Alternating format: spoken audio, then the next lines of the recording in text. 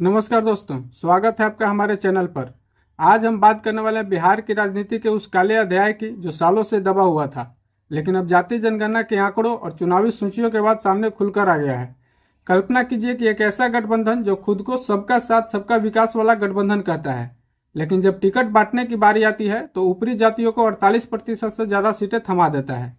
हाँ, आप सही समझे, हम बात कर रहे हैं भाजपा की।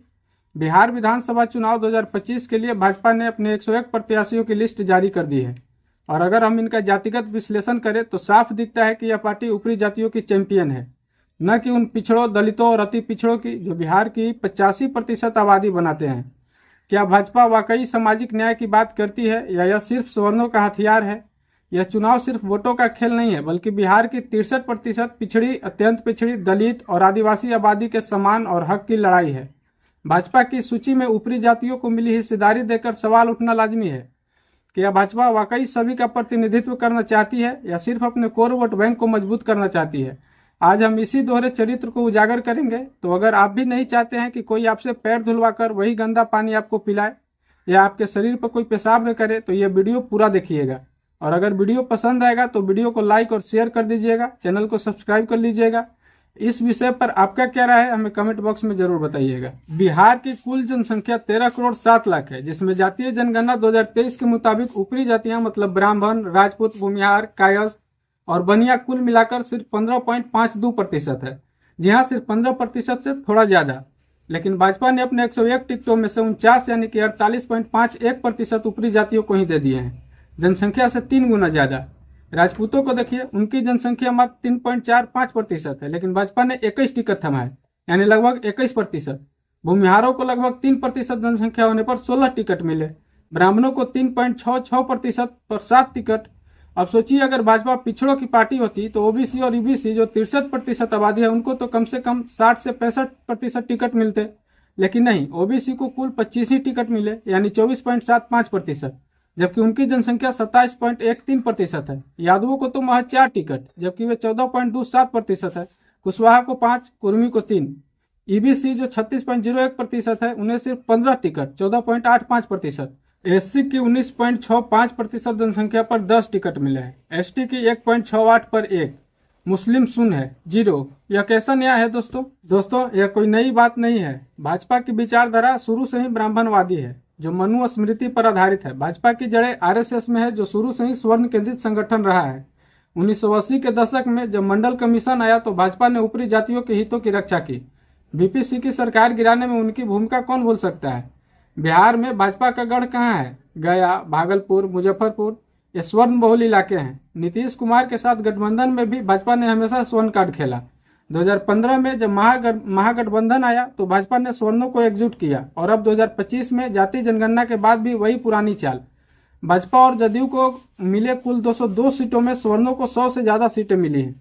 गठबंधन का मतलब है कि भाजपा स्वर्ण वोट लाएगी और जदयू पिछड़े और मुसलमानों को, लेकिन अंत में जीत स्वर्णों की होगी।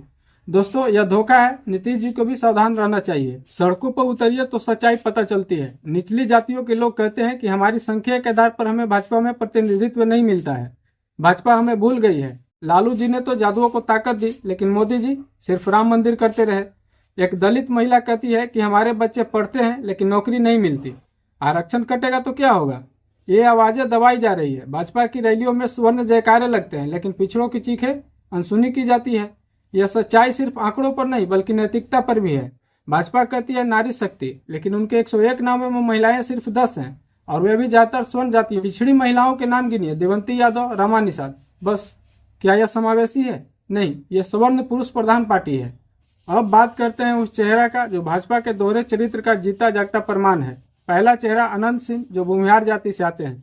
मोकामा के बाहुबली नेता अनंत सिंह जो राजद से भागे थे, 2020 में उनकी पत्नी नीलम देवी राजद टिकट पर जीती थी, लेकिन अब अनंत सिंह ने 14 अक्टूबर को जेडीयू टिकट पर नामांकन दाखिल किया।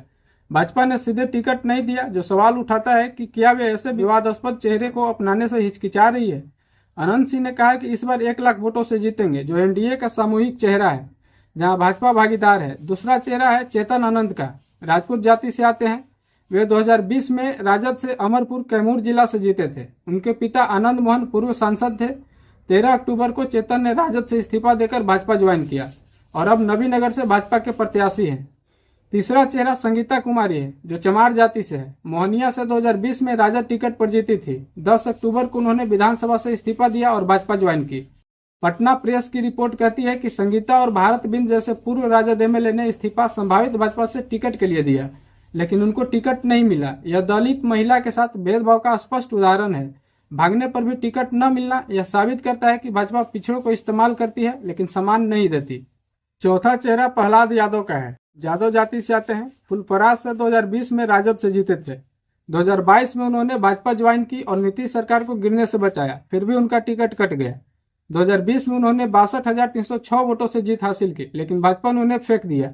यह पैटर्न साफ है। राजद से आए पिछड़े दलित नेता भाजपा में जाते हैं, वोट लाते हैं, लेकिन टिकट के समय जाति का चक्र चलता है। फुलपरास में 2015 में जेडीयू की गुलजार देवी जीती थी, लेकिन अब भाजपा का फोकस बदल गया है। ये 4 उदाहरण भाजपा के दोहरे चरित्र को उजागर करते हैं। भाजपा कहती है कि वे जातिवाद के खिलाफ है, लेकिन टिकट वितरण में स्वर्ण प्राथमिकता साफ दिखती है। एनडीए में असंतोष बढ़ रहा है। जेडीयू सांसद अजय कुमार मंडल इस्तीफा दे चुके हैं क्योंकि उनका भी टिकट कट चुका है। एमएलए गोपाल मंडल धरना दे रहे हैं क्योंकि नीतीश कुमार से मिलने नहीं दिया जा रहा है। सोचिए, राजद से जितने भी स्वर्ण भागे थे उनको तो टिकट मिल गया भाजपा से, लेकिन पिछड़े दलित और यादवों का टिकट काट दिया गया। बीजेपी ने दरभंगा जिले के अलीनगर सीट से मैथिली ठाकुर को अपना उम्मीदवार बनाया है। सोचो, जो लड़की कल बीजेपी में शामिल हुई उसे आज टिकट मिल गया, और जो आदमी बिहार विधानसभा का स्पीकर है उसका टिकट काट दिया गया है। जी हाँ, नंदकिशोर यादव जो कि बिहार विधानसभा के स्पीकर हैं, उनका टिकट कट गया है। बीजेपी में यादवों की यही औकात है। यादव बीजेपी के लिए सिर्फ वोट बैंक है। वहीं जदयू ने भी अपने सभी 101 सीटों पर उम्मीदवार घोषित कर दिया है। भाजपा में तो मुसलमानों की संख्या 0 है ही। जदयू ने भी केवल 4 सीटों पर ही मुसलमान उम्मीदवार को टिकट दिया है। 3 सीमांचल में है और 1 चैनपुर से में जमा खान को। जो एनडीए के 225 घोषित उम्मीदवारों में भी बस यही 4 उम्मीदवार हैं। ये वही जदयू है जो अपने आप को मुसलमानों का रहनुमा कहती है। भाजपा और जदयू बराबर बांट रही है, लेकिन छोटे सहयोगी दल नाराज हैं। महागठबंधन में देरी हुई, लेकिन तेजस्वी ने रोक लगाकर रणनीति को मजबूत किया। अब व्यापक मुद्दों पर आते हैं। बिहार में जाति राजनीति हमेशा से निर्णायक रही है। 1990 के मंडल आयोग के बाद पिछड़ों का उदय हुआ। लालू प्रसाद ने सामाजिक न्याय का झंडा बुलंद किया, लेकिन एनडीए के शासनकाल यानी कि 2005 से 2015 और 2017 से अब तक क्या हुआ? विकास के नाम पर बिहार अभी भी प्रवासी मजदूरों का गढ़ बना हुआ है। एनडीटीवी की रिपोर्ट कहती है कि बेरोजगारी दर 7.6% है। युवा दिल्ली मुंबई भाग रहे हैं। भाजपा का वादा था 5 ट्रिलियन इकोनॉमी करने का। बिहार को स्पेशल पैकेज भी मिला, फिर भी इंडस्ट्री नहीं आई। मारुति सुजुकी का स्टॉक यार्ड गुजरात में है। बिहार में क्या है? लोग पूछ रहे हैं कि यदि लालू के जमाने में लूट हुई तो मोदी और नीतीश ने विकास क्यों नहीं किया? आपको किसने रोका था? सच्चाई यह है कि एनडीए पर भ्रष्टाचार के आरोप हैं। जेडीयू के अजय कुमार मंडल जैसे नेता टिकट न मिलने पर विद्रोह कर रहे हैं। मुस्लिम फैक्टर भी अहम है। इंडिया टुडे की 15 अक्टूबर की रिपोर्ट कहती है कि 2.3 करोड़ मुस्लिम वोटर राजद कांग्रेस की ओर झुकाव रखते हैं। भाजपा का हिंदुत्व नैरेटिव मुस्लिमों को अलग थलग करता है और टिकट सूची में शून्य मुस्लिम उम्मीदवार इसका प्रमाण है। सोचिए, अगर भाजपा पिछड़ों की होती तो क्यों नहीं 50% टिकट पिछड़ों को दिया गया? क्यों मुस्लिमों को शून्य रखा गया? बिहार के 17.7% मुस्लिम वोटर सोच रहे होंगे, क्या हम अदृश्य हैं? यह पार्टी हिंदुत्व की आड़ में स्वर्ण हित साध रही है। भाजपा सत्ता चाहती है, न्याय नहीं। दोस्तों, यह सिर्फ आंकड़े नहीं बल्कि विश्वासघात है। भाजपा कहती है अब की बार 400 पार, लेकिन बिहार में अब की बार स्वर्ण पार। पिछड़े युवा बेरोजगार घूम रहे हैं, लेकिन टिकट स्वर्णों को मिल रहा है। दलित अत्याचार झेल रहे हैं, फिर भी आरक्षण पर सवाल उठ रहे हैं। यह पार्टी ऊपरी जातियों की रखवाली कर रही है। क्या यह लोकतंत्र है? नहीं, यह जातिवादी राजतंत्र है। हम आलोचना कर रहे हैं क्योंकि सच्चाई बोलना जरूरी है। अगर भाजपा बदलाव लाना चाहती है तो टिकटों में संतुलन लाती, लेकिन नहीं, वही पुरानी किताब उठा के रख दी। चलिए कुछ उदाहरण लेते हैं। श्रेयसी सिंह जो राजपूत हैं, ओलंपियन हैं, लेकिन क्या वे पिछड़ों की दर्द समझेंगी? सम्राट चौधरी कोयरी कुशवाहा हैं, डिप्टी सीएम हैं, लेकिन दलितों के लिए क्या किया? रामकृपाल यादव हैं, लेकिन पार्टी में अकेले बच गए, जो सिर्फ दिखावा है। भाजपा की रणनीति साफ है, सवर्णों को मजबूत बनाओ, पिछड़ों को मिथी बातों में उलझाओ। लेकिन जनता अब जाग गई है। बिहार में जाति अभी भी सब कुछ तय करती है। ऊपरी जातियां शिक्षा और नौकरी में तो आगे ही हैं। राजनीति में भी उनका दबदबा है। सभी बड़े पदों पर बैठे हुए हैं। भाजपा इसे और मजबूत कर रही है। इससे सामाजिक तनाव बढ़ेगा। याद है 2015 का पाटलिपुत्र, स्वर्ण वर्सेज पिछड़ा। भाजपा ऐसे ही आग लगाती है। आर्थिक रूप से भी विकास का दावा करती है, लेकिन ग्रामीण पिछड़े क्षेत्र आज भी उपेक्षित है। गया में भूमिहार अमीर हैं, लेकिन मुजफ्फरपुर के दलित गरीब हैं। आरजेडी ने 2020 में 70% टिकट पिछड़ों को दिए। कांग्रेस ने अल्पसंख्यकों पर फोकस किया, लेकिन भाजपा उस टाइम भी सवर्णों पर ज्यादा मेहरबान थी, जो दिखाता है कि भाजपा सामाजिक न्याय की दुश्मन है। भाजपा ऊपरी जातियों की पार्टी है, यह आंकड़े भी साबित करते हैं। भाजपा की रणनीति स्वर्ण एकीकरण है, राजपूत, भूमिहार, ब्राह्मण को मजबूत रखना, लेकिन यह बड़ा हिंदू बनाम छोटा हिंदू का फर्क पैदा करता है। एक्स पर यूजर अपने पोस्ट में कह रहे हैं कि पिछड़ों को सजा मिली है, इसलिए एनडीए को हराओ। दलित छात्रों पर जातिगत भेदभाव के केस बढ़े हैं, लेकिन भाजपा के नेता एकदम चुप हैं। एनडीए शासन में नवादा में दलित गांव जलाया गया।